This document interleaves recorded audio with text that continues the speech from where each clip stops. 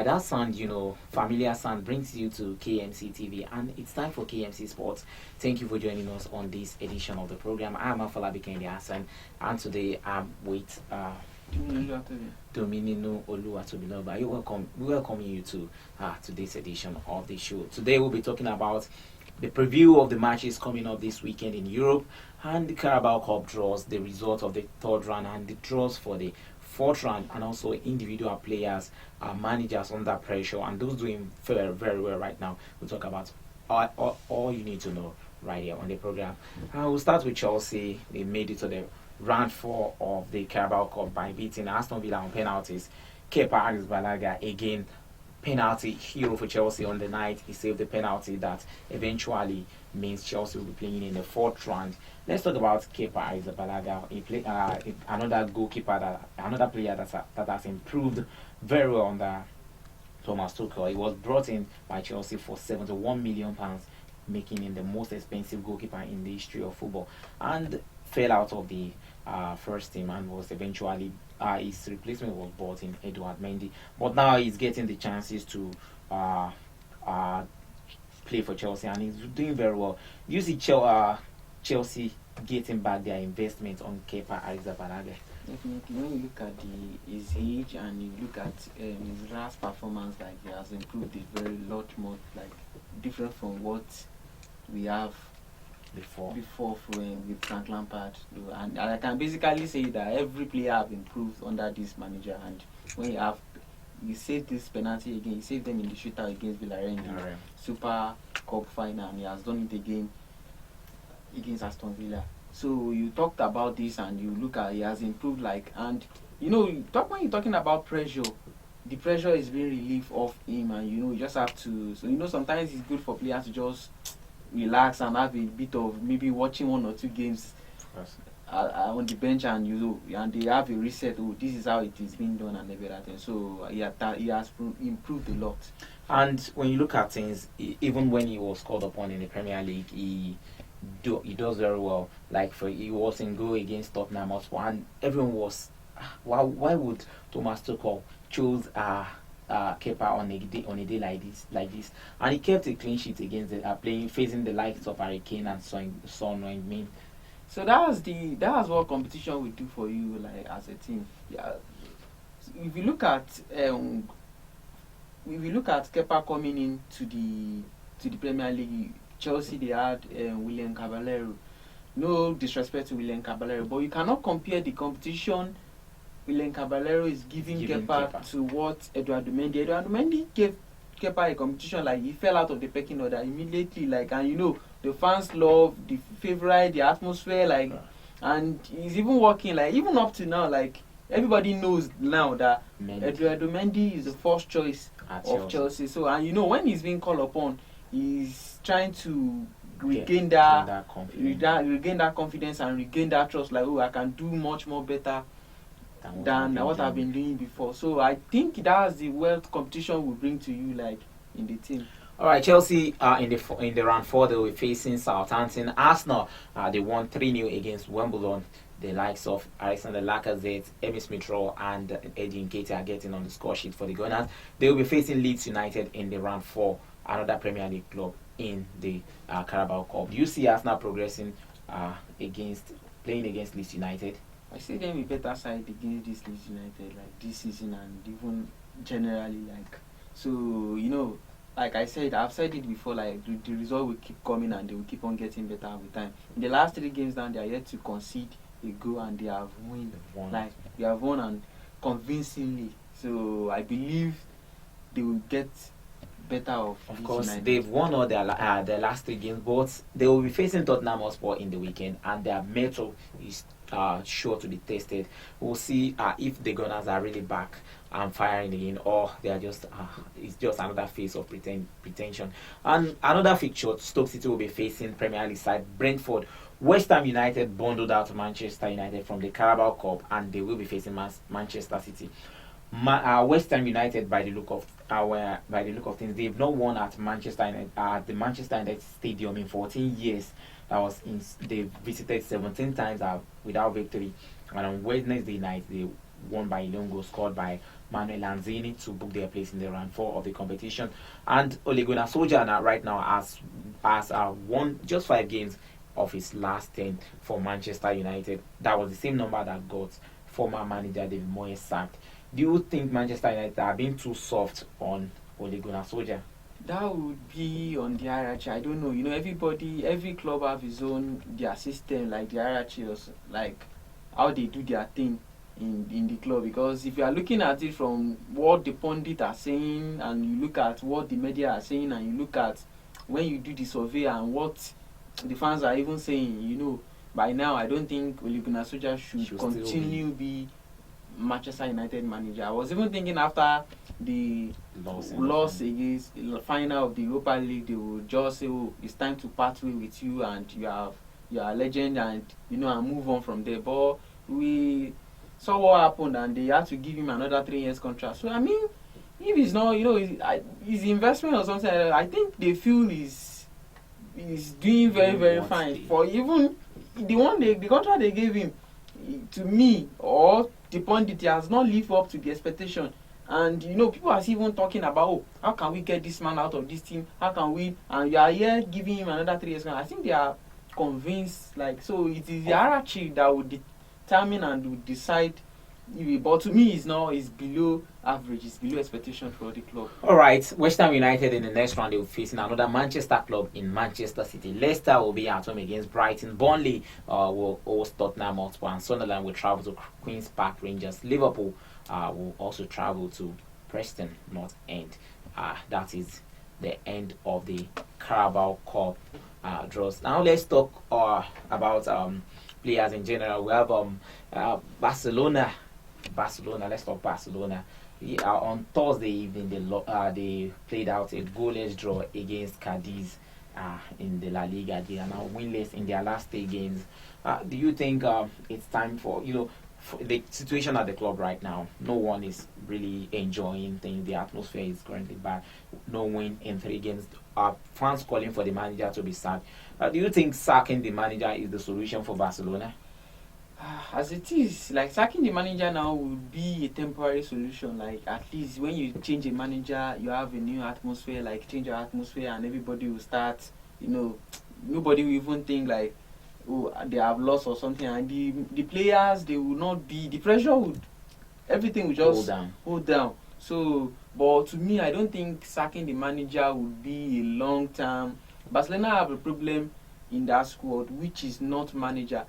Like, when you look at the era of Valverde, like, Valverde was trying to get result with Barcelona. He knew Barcelona had a problem, but he was trying to get result. He knew that the results matter most in that team, and he tried to get result. But, you know, the fans come back and everybody be like, oh, he's not playing the Barcelona way and blah, blah, blah, blah. He's not doing this. We are getting win or something. Valverde won the La Liga title with Barcelona. So, twice. Yeah, and 2 seasons. And they still complain like he is not getting results. He's not there because of his European result in the European League, and, you know, disgraceful with Roma and the likes of Liverpool. So, and they still want to. Since then, there has been this loophole in that Barcelona. If you look at that squad, there has been this loophole. Like, you look at reliance on Messi. You look at since Neymar left, there has been a lot of issue in that club, and they felt like they had to satisfy the fans, and, you know, they want to, and they bring in Quique Setien, and we eventually know what happened. Like, it was just like experimenting things, and they went to go back for their player legend like Ronald Koeman, and look at the atmosphere now. So I think bringing in another manager now, according to the media and reports we are having, like Xavi is coming back, blah blah blah. So I don't think, if you look at that Barcelona squad now, like, if you look at the quality of players are in Barcelona, and you look at the quality of players are with their rivals like clubs. Madrid and Atletico Madrid, you see there's big difference, like difference. So this is more than the manager. Right. Hopefully Barcelona will be able to solve their problem, but the problem will not be solved sooner. But for me, I don't believe sacking the manager is the solution. They don't have. This is a team that are currently undergoing financial crisis. So if you sack the manager, you have to pay him off. that will be another money wasted. Let's say wasted.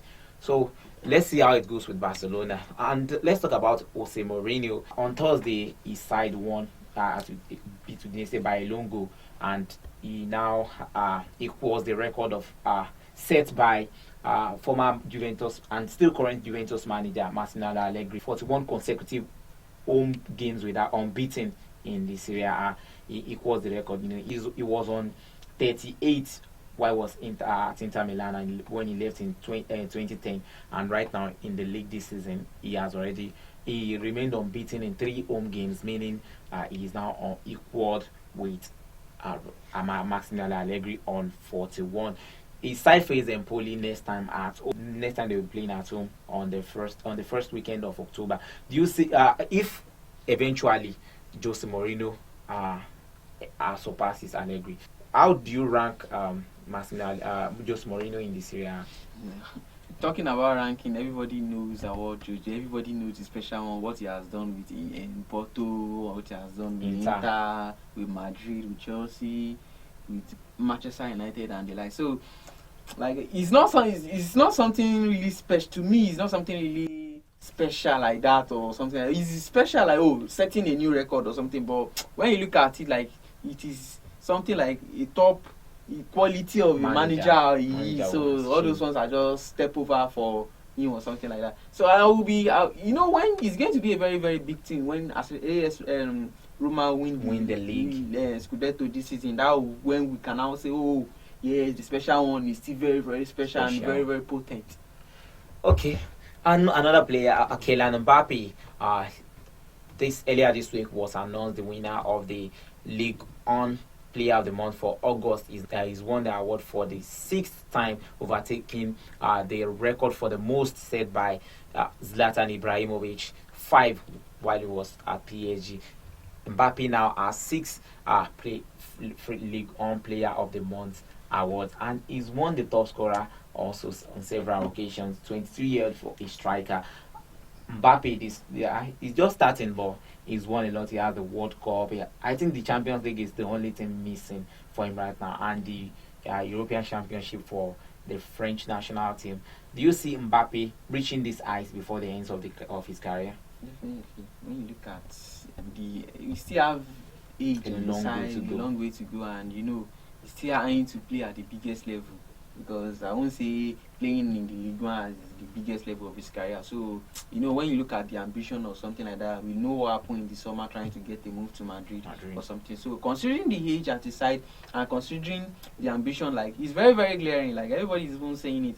If you look at it, his intention and, he wants to move. So, and he's not signing a new contract. He's still holding on. I'm not going to sign a new contract because I want to move to Madrid. So, I believe he's going to attain that level, like the Champions League, even going as far as winning the Ballon d'Or. Of course, he and the likes are still the future of football right now. Let's talk about our own striker, our own Nigerian striker, doing very well right there in Europe. Victor Osimhen. Yesterday, the Nigerian striker scored twice in Napoli's 4-0 win in the league.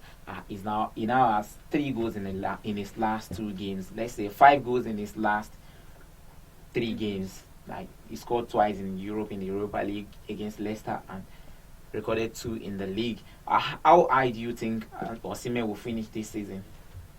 Talking of how I will finish or something, like Osimhen is trying to, he had a very very shaky start of the season, like first 2 games and got red carded and but he's getting back now. He's getting back, and you see, like 5 goals in the last 3 games. That shows you the level of quality, like performance that he has, and with him, I'm expecting so much from Osimhen this season. After that move from Lille to Napoli, last season he didn't really start very very well. Last season, so he started towards the later part of the season, and he was very very outstanding, come clutch for Napoli. So and you look at, I'm expecting much, and when you look at the future of Nigerian player, when you look at Nigerian players are playing very prospect in Europe. Now, Osimhen is to me is number one. He's as good as anyone. When you talk about Paul Nacho and Osimhen is very, very, very, very outstanding. And I'm expecting much. And in the next 2 seasons or the next 3 seasons again, I will be expecting to see him on a bigger level. He's currently the most expensive African player in history. When he secured his move to Napoli from Lille, hopefully he'll be able to justify that and then move to even better clubs in Europe from Napoli. James Rodriguez, now we talk about the Colombian player. He moved from Everton. He completed the move to Arayan in Qatar from Everton in the midweek. His fourth club in 4 years. His fate has not been too good on James Rodriguez, I must say, for a player who has won the top scorer at the World Cup. It's called the Golden Boot. Best goal in the World Cup, and it was fantastic before leaving at Porto and at Monaco before moving to Madrid, and everything eventually slowed down. What do you think of his move to out of Europe now? Everything to me just like it's about happiness and to make something of yourself or something. I don't believe he has something to prove again. Like, everybody knows his quality, but it's just about injury being one of his major setback in his career, and very, very quite unfortunate. And when you have players that are always getting injured, like they play 10 games, they are injured, injured for another 15 matches or something. A club cannot really build around him. You cannot really build something around him, even in Europe, even in anywhere. Like, you cannot compare. Look at Bruno Fernandes, for example, for Manchester United. Look at Kevin De Bruyne for Man City or something like, and you'd see how they are consistent. And they are everly present. Like, they hardly get injury. So these are the things. I think injury was just one of the major. It was just unfortunate to have being injury for being the major setback in his career, but everybody knows he's a very, very good player. All right, Carlo Ancelotti in his first season, his Real Madrid side have now recorded the most goals in the La Liga after 6 games. They've scored 21 goals, and one man, Karim Benzema, he has been fantastic. We talked about him on the last edition of the program. He has now contributed 15 out of those 21 goals, and in the history of La Liga, no player has ever contributed as much goal at this stage of the season, with the likes of Lionel Messi and Cristiano Ronaldo in their prime in the La Liga. They don't manage this number. Karim Benzema, with the early season signs now, the best player so far in Europe. Nobody comes close. 15 goal contribution in just 6 games. How do you rank? Karim Benzema, we have the likes of Robert Lewandowski, Luis Suarez, and other strikers. How do you think Karim Benzema rank among the other number 9s? Given when you look at his play, he said some times ago that those who understand football likes him because football is not about scoring goals. And right now, he's bringing that to his game too. The number of goals are consistent. Right now, he scored his over 200 La Liga goal in the midweek for Real Madrid, and now in the top 4 for La Liga goals for Real Madrid. How do you think Karim Benzema rank among other strikers and those that have raised the feat for Real Madrid? To me, I will rank Karim Benzema as one of the best players in the world presently, and even in Madrid history. When you look at the numbers and you look at what he has achieved with the club and with the club coming from Lyon and coming to. But one thing is, like, the everly present of Cristiano Ronaldo and Messi has make us underlook like great players. We have many, many great players in football, but these guys, they just dominated everything, and they didn't allow us to see something. Nobody even knew Karim Benzema was this good until Cristiano Ronaldo left. Let me not use the word being good. Let me just use nobody appreciated him this much, because if you look at the numbers, he has been quiet, like, but it has not been the influence of look at it's happening in Manchester United now.